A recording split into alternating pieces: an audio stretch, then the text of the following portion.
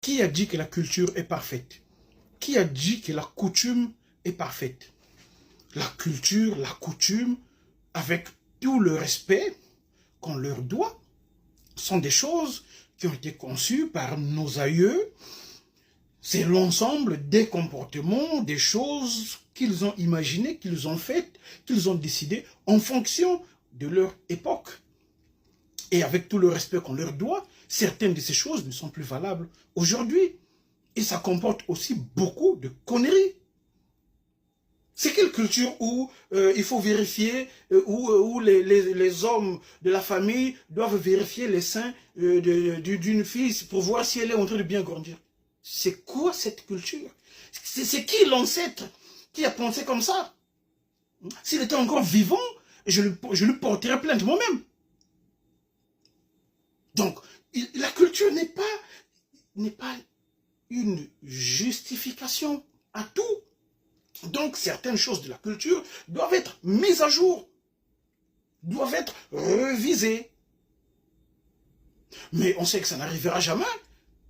Et donc, c'est à chaque famille de prendre ses responsabilités et de changer les détails de la culture qui ne conviennent plus. On ne peut plus, en 2025, dire non, c'est normal, chez nous, la culture dit que un oncle a le droit de venir tâter les seins de sa nièce pour voir si elle est en train de bien grandir. C'est quoi cette culture? Montrez-moi l'ancêtre qui a pensé comme ça, que je m'occupe de son cas. Donc, c'est pour dire que nous avons une grande responsabilité. Ça ne doit plus être des sujets tabous. Le problème, c'est ça. C'est parce que c'est encore des sujets tabous qu'on a toujours ce genre de problème.